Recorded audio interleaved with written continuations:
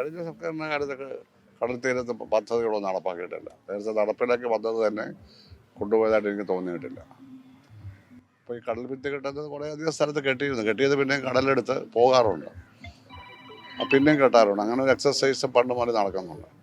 പിന്നെ ഒരു പ്രത്യേകതരം ചെടി വെച്ച് പിടിപ്പിച്ചാൽ, കാറ്റാടിയല്ല, വെച്ച് പിടിപ്പിച്ചാൽ അതിന് വേര് വളരെ ഇതായതുകൊണ്ട് കടലാക്രമണത്തെ പ്രതിരോധിക്കാം. അതൊക്കെ അവിടെ 2-3 നട്ടിട്ട് ആ ഡിപ്പാർട്ട്മെന്റ് അവരുടെ പാട്ടിന് പോയി. ഇതൊന്നും സ്ഥിരമായി ചെയ്യുന്നില്ല. അല്ലാതെ അതുകൊണ്ട് അതിന് പരിഹാരം കാണണം. ഈ മണ്ഡലത്തിൽ വ്യാപകമായിട്ട് താങ്കളുടെ പോസ്റ്ററുകളും ഫ്ലെക്സുകളും എല്ലാം നശിപ്പിക്കപ്പെടുന്നു. താങ്കളുടെ പോസ്റ്ററുകൾക്ക് മേൽ മറ്റു സ്ഥാനാർത്ഥികളുടെ വേറെ ആരുടെ ഒട്ടിക്കണം പോസ്റ്റർ ഒട്ടിക്കുന്നു. ഇതെല്ലാം തുടർച്ചയായിട്ട് ഇങ്ങനെ വന്നുകൊണ്ടേയിരിക്കുകയാണ്. അതെ, മറ്റുള്ളവരുടെ മേൽ കുതിര കയറുക എന്ന് കേട്ടിട്ടുണ്ടോ? ആ സംസ്കാരമാണ് അവരുടെ. മറ്റുള്ളവരുടെ മേൽ കുതിര കയറുക, ആ പണിയാണ് കാണുന്നത്. പക്ഷേ ഇത് ജനാധിപത്യത്തിൽ വിജയിക്കത്തില്ല. നിയമസഭയിൽ പോകുന്ന കുതിര കയറാനല്ല, ജനങ്ങളുടെ പ്രശ്നങ്ങൾ ഉന്നയിക്കാനും ഡിബേറ്റ് നടത്താനും മറുപടി പറയാനും സംസാരിക്കാനും എന്നാൽ ബഹുമാനം നിലനിർത്താനുമാണ്. ആ ഒരു പാർലമെന്ററി കൾച്ചർ. അതാണ് ഞാൻ പറഞ്ഞത്. AKG പ്രതിപക്ഷ നേതാവ്, നെഹ്റു പ്രൈം മിനിസ്റ്റർ, ലോക്സഭയിൽ കടുത്ത വാദപ്രതിവാദം, വൈകുന്നേരം 2 പേരും ടെന്നീസ് കളിക്കും. ചരിത്രത്തിലുള്ളതാണ്, വ്യക്തിപരമല്ല ഇതൊന്നും. അത് പഠിക്കണം. അത് പ്രാക്ടീസ് ചെയ്യുന്നവരെ മാത്രമേ സ്ഥാനാർത്ഥിയാക്കി നിർത്താവൂ. അതെ, എൻ്റെ ഇപ്പം ഇലക്ഷൻ കാലത്തല്ല, എനിക്ക് വണ്ടി ഓടിക്കാൻ അറിയില്ല, സൈക്കിൾ പോലും ചവിട്ടാൻ എനിക്കറിയില്ല. അപ്പോൾ നമ്മൾ എവിടെയെങ്കിലും പോകുമ്പോൾ ഈ പ്രദീപനെ ഞാൻ വിളിച്ചുകൊണ്ട് പോകണത്. അത് കാർഫെട്ടിലെ ഒരു ജീവനക്കാരനാണ് താൽക്കാലികം. അപ്പം നമ്മുടെ കൂടെ വരുമ്പോൾ അതിനുള്ള ഇത് നമ്മൾ കൊടുക്കും. അയാളെ ഫോണിൽ 3 തവണ വിളിച്ചിട്ടാണ് വീട്ടിൽ കയറി കൊന്നുകളെന്ന് പറഞ്ഞു. ആ വിളിച്ചാളുടെ പേര് ഗോപകുമാറെന്നാണെന്നാണ് അറിയത്തില്ല.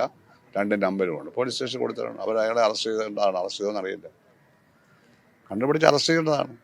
വേറെക്കാലത്തെ കമ്മ്യൂണിസ്റ്റ് പാരമ്പര്യമുണ്ട്, ഇതിലും വലിയ ആക്രമണമൊക്കെ നേരിട്ടുണ്ട്. ഇപ്പോൾ ആ പാർട്ടിയിൽ തന്നെയാണ് താങ്കൾക്കും താങ്കളുടെ കൂടെ നിൽക്കുന്നവർക്കും ജീവന ഭീഷണി ഉണ്ടാകുന്നത്. ഭയമുണ്ടോ?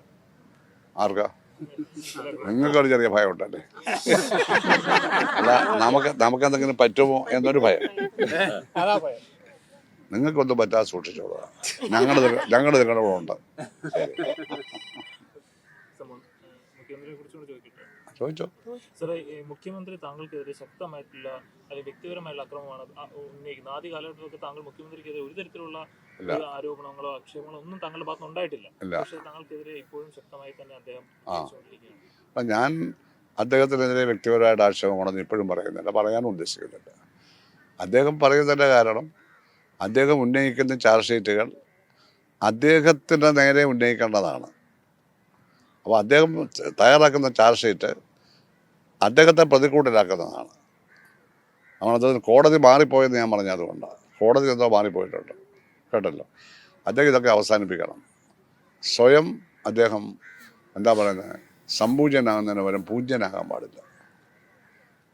പൂജ്യനെന്ന് പറഞ്ഞാലും പോരാ, പൂജ്യമാകാൻ പാടില്ല. അദ്ദേഹത്തിൻ്റെ സ്റ്റാറ്റസ് അദ്ദേഹം സൂക്ഷിക്കണം.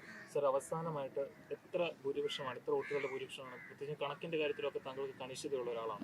എത്ര വോട്ടുകളുടെ ഭൂരിപക്ഷമാണ് താങ്കൾ? പക്ഷേ മനുഷ്യരുടെ മനസ്സിലെ കണക്ക് കൂട്ടാൻ പറ്റില്ല. ഞങ്ങൾ ജയിക്കാതിരിക്കേണ്ട കാര്യമില്ല. അല്ല, ഇത്ര ഭൂരിപക്ഷം എന്നൊക്കെ പറയാതിരിക്കുന്നതാണ് നല്ലത്. അതൊക്കെ നിങ്ങൾ കണ്ടുപിടിക്കുക. നിങ്ങൾ ആളുകളോടൊക്കെ സംസാരിച്ച് കഴിയുമ്പോൾ നിങ്ങൾക്ക് കാൽക്കുലേറ്റ് ചെയ്യുക. പക്ഷെ നിങ്ങൾക്കത് പറയാൻ പറ്റത്തില്ല. അത്ര പല ഭൂരിപക്ഷമാണ് പറയുന്നത്. ഒരമ്മ എൻ്റെ ചെവിയിൽ പറഞ്ഞ് 50,000 കിട്ടുമല്ലോ, വേറൊരാൾ പറഞ്ഞ് 25,000 കിട്ടുമല്ലോ, ഒരാൾ പറഞ്ഞ് 30,000 കിട്ടുമല്ലോ. എന്തായാലും ഏതാനും 1000 ഭൂരിപക്ഷം ഉണ്ടാവും എന്നുള്ളത് തീർച്ചയാണ്.